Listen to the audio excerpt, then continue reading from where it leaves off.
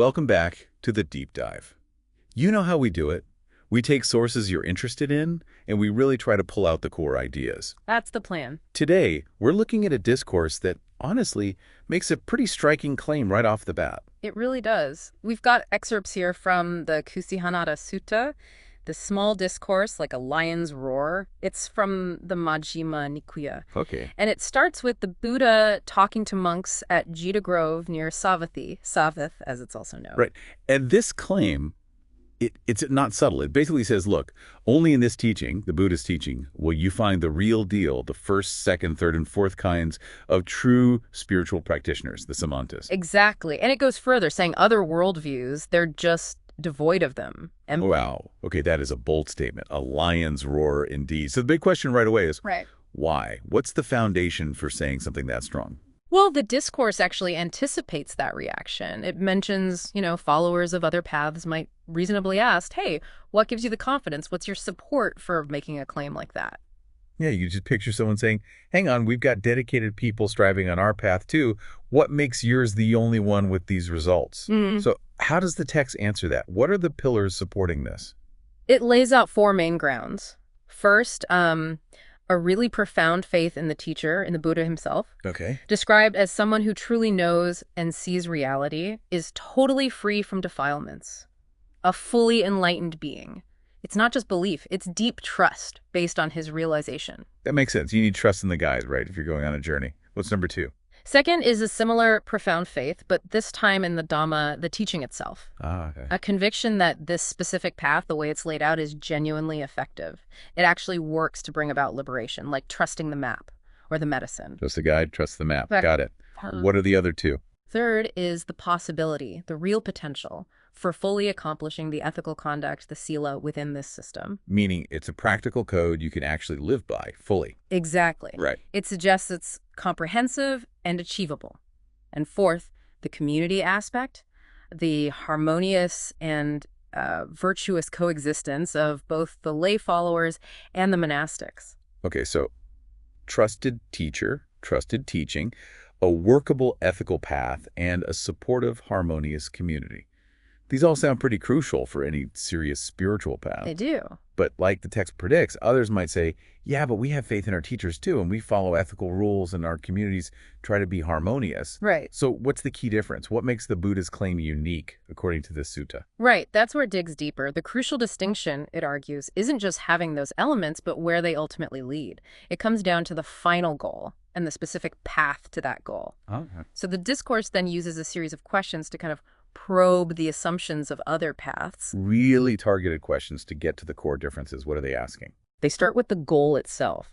Is the ultimate aim one thing or many different things, the implied answer being one? Okay. And is this goal for people with attachment or without it?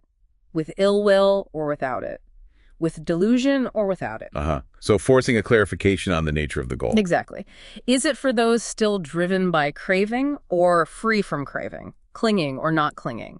Is it for those who see reality as it is or not? For Wow. those actively working against attraction and aversion or those still caught up in them?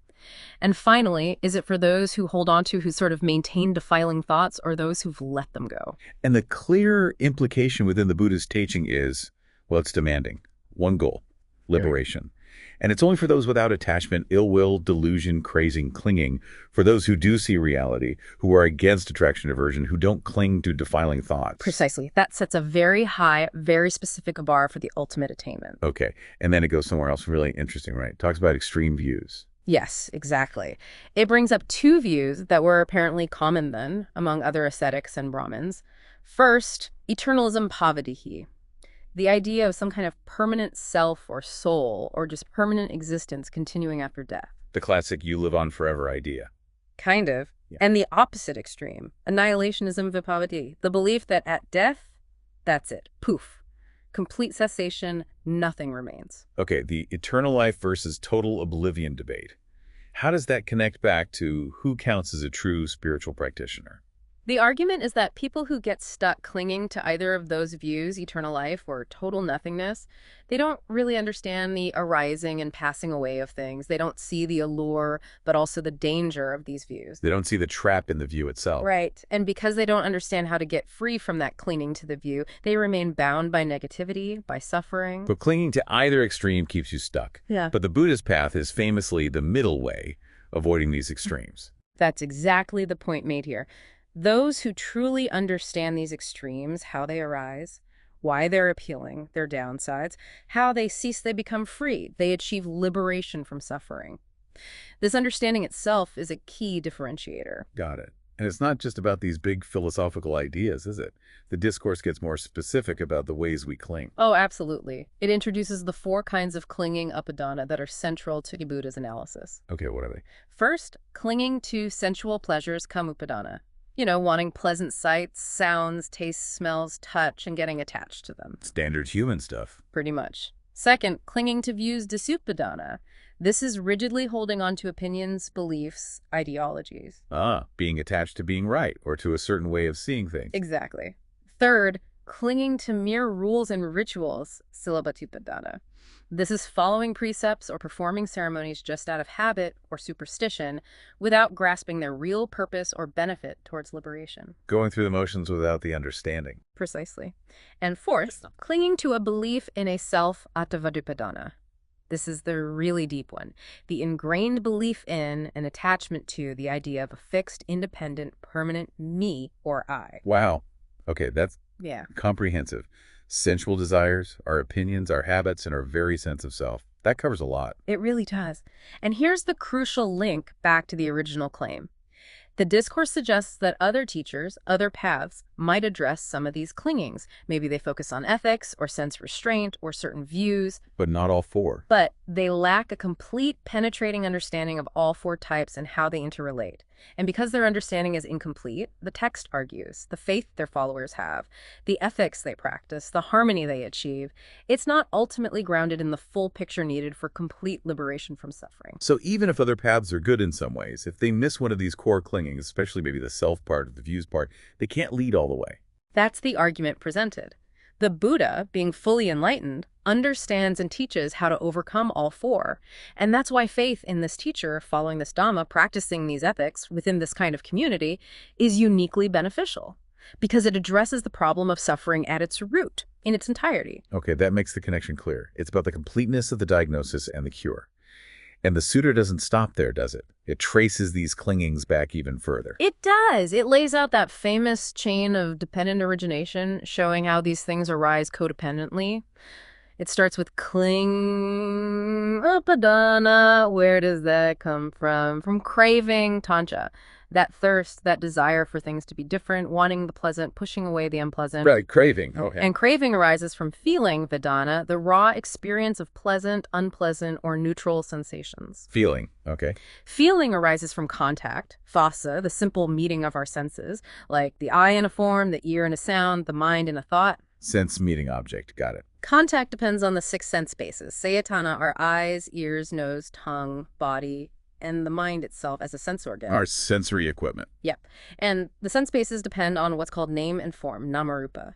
Name basically refers to the mental aspects, feeling, perception, intention, contact, attention, and form, is the physical body, the material element. Mind and body, essential. In essence, yes. Name and form arise dependent on consciousness, vinyaya, the basic awareness of an object through the senses. Okay, consciousness. Consciousness arises from mental fabrications or volitional formations, salkhara. These are our ingrained mental habits, tendencies, conditionings from the past that shape our present and future experience. Like our mental momentum. Sort of, yeah. And finally, the root of all these fabrications, the very start of this whole chain leading to suffering, is ignorance, avijja. Ignorance, a fundamental lack of understanding. A fundamental misunderstanding of the true nature of reality, not seeing things like impermanence, unsatisfactoriness, and not self clearly. Wow. So that whole chain shows how clinging isn't just some random problem. It's deeply woven into the fabric of our experience.